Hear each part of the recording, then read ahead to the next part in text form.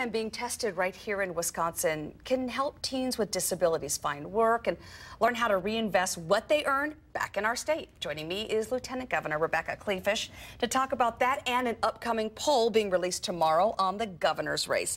But first, I'd like to talk about this. It's called Wisconsin Promise. It is, and the exciting thing about Wisconsin Promise is it takes folks who are currently receiving SSI and gives them terrific opportunities to explore career development, financial literacy, and basically the power of a paycheck, the dignity of work that folks may not have otherwise considered as a pathway for their life. Now, for people who don't understand what SSI is, Supplemental Security Income. Okay. So for folks who happen to have disabilities, usually there's some federal money that comes in, and oftentimes families kind of become dependent on this check.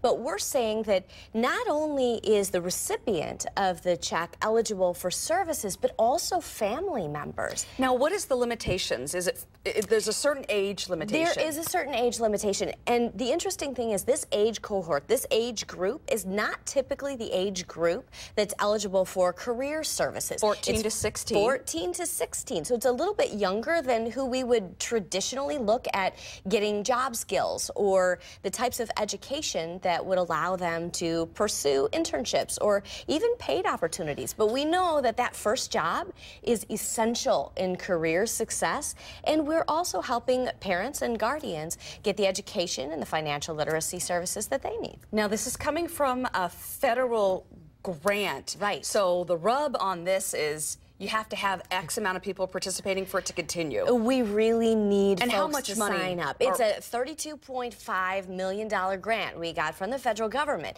And there are a number of other states and one consortium that got this same grant, but we really want to be successful here in Wisconsin. In the Madison area, there are about 1,500 people under age 18 that get SSI, about statewide 22,000, but we need kids 14 to 16 to sign up for this. And you can go to promisewi.com in order to check it out or even enroll. You're going to get a $30 gift card. Oh, that's right? nice. And if you are chosen to be in the project, about half will go into the project. You'll end up with a mobile device and a really amazing array of services to prepare you for the workforce. Now, we've put that on our web channel, NBC15.com. Just click on news links. Is there any downside, though, to accepting federal money for this?